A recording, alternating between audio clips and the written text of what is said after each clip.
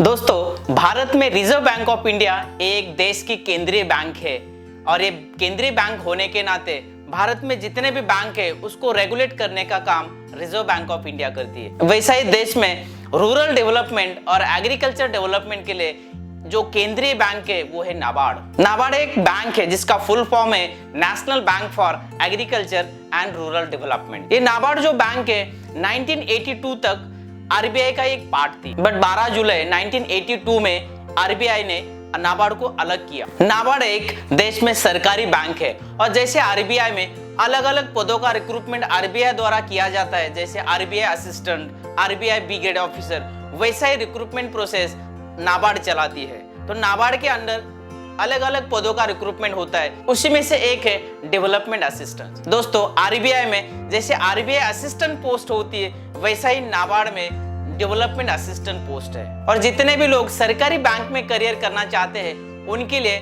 NABARD is a best option. तो चलिए दोस्तों, आज के इस वीडियो में हम नाबार्ड बैंक द्वारा ये जो डेवलपमेंट असिस्टेंट पोस्ट है इसके रिक्रूटमेंट के बारे में बात करेंगे। मेरा नाम डॉक्टर महादेव यादव है और मेरे इस करियर विकल्प यूट्यूब चैनल पर आप सभी का स्वागत है।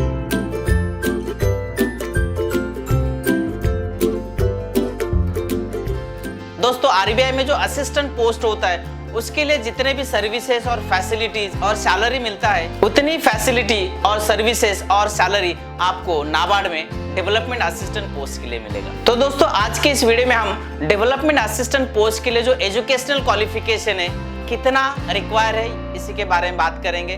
देन सेकंड जो पॉइंट है वो है selection process, then age limit, इसके लिए कितना रिक्वायर्ड है, देन उसके बाद फिर medium of exam, then salary, उसके बाद हम देखेंगे एग्जाम पैटर्न और लास्ट में हम देखेंगे if you are interested for this development assistant post in NABARD, so what is the process to apply for that. तो पहले हम बात करेंगे educational qualification for development assistant post in NABARD. So as per as this post is concern, तो आपका bachelor degree होना चाहिए और आप अगर जनरल कैटेगरी से बिलोंग करते हैं तो आपको मिनिमम 50% होना चाहिए एट द बैचलर डिग्री। अगर आप SC ST से बिलोंग करते हैं तो आपके पास मिनिमम पास क्लास मार्क्स होने चाहिए। So that is a minimum educational qualification for development assistant in NABARD. So second जो पॉइंट है that is age limit. So friends, let me tell you that the age limit for development assistant post is between 21 to 35 years. आपकी जो उम्र है ये न्यूनतम 21 साल होनी चाहिए और मैक्सिमम जो है वो 35 साल है। You should between 21 to 35 years. दोस्तों, यहाँ कैटेगरी के जो स्टूडेंट्स है वहाँ छूट मिलती है। अगर आप SC ST से बिलोंग करते हैं तो आपको 5 साल की छूट मिलेगी, मतलब 35 साल प्लस 5 ईयर्स, तो आप 40 साल तक के एग्जाम दे सकते हैं। अगर आप OBC कैटेगरी से बिलोंग करते हैं तो OBC के लिए 3 साल की यहाँ छूट मिल जाती है, यानी 35 प्लस 3 ईयर्स, तो 38 ईयर्स तक आप ये एग्जाम दे सकते हैं। दोस्तों, ये डेवलपमेंट असिस्टेंट पोस्ट के लिए जो सिलेक्शन प्रोसेस है, so this selection process occurs in 3 phases. यहाँ 3 फेज पे ये सिलेक्शन प्रोसेस होती है। पहला जो फेज होता है वो प्रिलिमिनरी एग्जाम का, then second phase is main and then third जो फेज होता है ये होता है LPT टेस्ट। LPT टेस्ट को लैंग्वेज प्रोफिशिएंसी टेस्ट बोला जाता है। तो ये लैंग्वेज प्रोफिशिएंसी टेस्ट का मतलब ये है कि आप जिस रीजनल ऑफिस के लिए ये फॉर्म भर रहे हैं वो रीजनल ऑफिस जिस स्टेट में आता है वो स्टेट की जो लोकल लैंग्वेज है, वो स्टेट की जो लैंग्वेज है वो लैंग्वेज आपको आनी चाहिए। उसके लिए लैंग्वेज प्रोफिशिएंसी टेस्ट लिया जाता है। तो ये 3 फेज है फॉर डेवलपमेंट असिस्टेंट पोस्ट के लिए। Now we will speak about the very important point that is a salary। तो जैसे मैंने बोला कि दोस्तों, RBI असिस्टेंट पोस्ट के लिए जितना सैलरी होता है लगभग उतना ही salary development assistant post NABARD में होता है। इसका जो अप्रोक्सीमेटली सैलरी है ये 40,000 है। Now we will throw light on the medium of examination।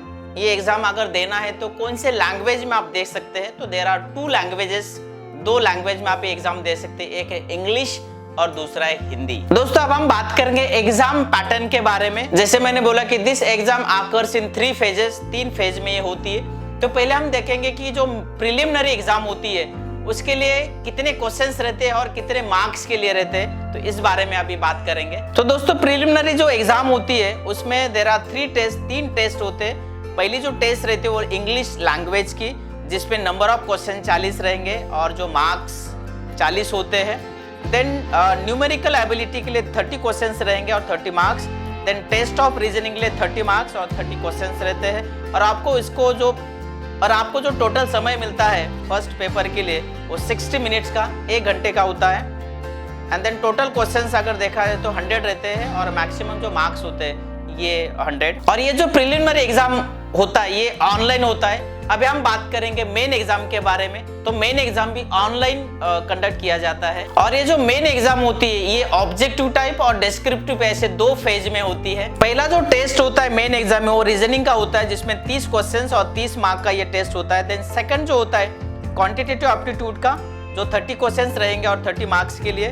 Then general awareness का एक टेस्ट होता है, जिसमें स्पेसिफिकली आपको जो क्वेश्चन पूछते हैं ये एग्रीकल्चर, रूरल डेवलपमेंट और बैंकिंग के संदर्भ में रहेंगे। तो ये टोटल जो क्वेश्चंस होते हैं थर्ड टेस्ट के लिए 50 रहेंगे और 50 मार्क्स रहते हैं उसके लिए। देन फोर्थ जो टेस्ट होता है again that is on the objective type. तो ये कंप्यूटर नॉलेज के बारे में आपको क्वेश्चंस पूछे जाएंगे। तो उसमें 40 क्वेश्चंस रहते हैं और 40 मार्क का ये पार्ट होता है।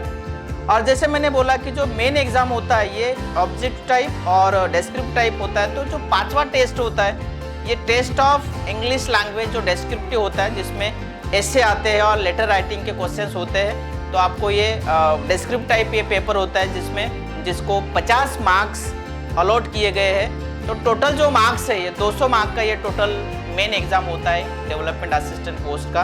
दोस्तों अगर आप इंटरेस्टेड है to apply for the NABARD development assistant post, तो व्हाट इज द प्रोसेस। अब हम बात करेंगे कि क्या प्रोसेस है। तो ये जो एप्लीकेशन की प्रोसेस होती है, जैसे बाकी सरकारी बैंक में एप्लीकेशन की प्रोसेस होती है वैसे ही एप्लीकेशन की प्रोसेस है।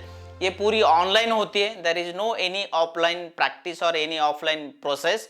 इसके लिए आपको जो नाबार्ड का वेबसाइट है, ऑफिशियल पोर्टल है, वो है www.nabard.org। उसको विजिट करना है और वहां आपको ऑनलाइन फॉर्म भरना है। और ऑनलाइन फॉर्म भरते समय बेसिक इन्फॉर्मेशन जैसे आपका नाम, एड्रेस, ईमेल, मोबाइल नंबर, उसके साथ आपको आपका फोटो स्कैन करना पड़ता है, देन साइन स्कैन करके अपलोड करना पड़ता है। तो ये कुछ बेसिक प्रोसेस होती है जैसे बाकी बैंक में। तो ये कंप्लीट करने के बाद आप तो लास्ट में पेमेंट का ऑप्शन होता है। तो आप पेमेंट करने के बाद आपका प्रोसेस पूरा कंप्लीट होता है। तो चलिए दोस्तों आज के लिए बस इतना ही। फिर मिलेंगे एक नए वीडियो के साथ, एक नया करियर विकल्प के साथ।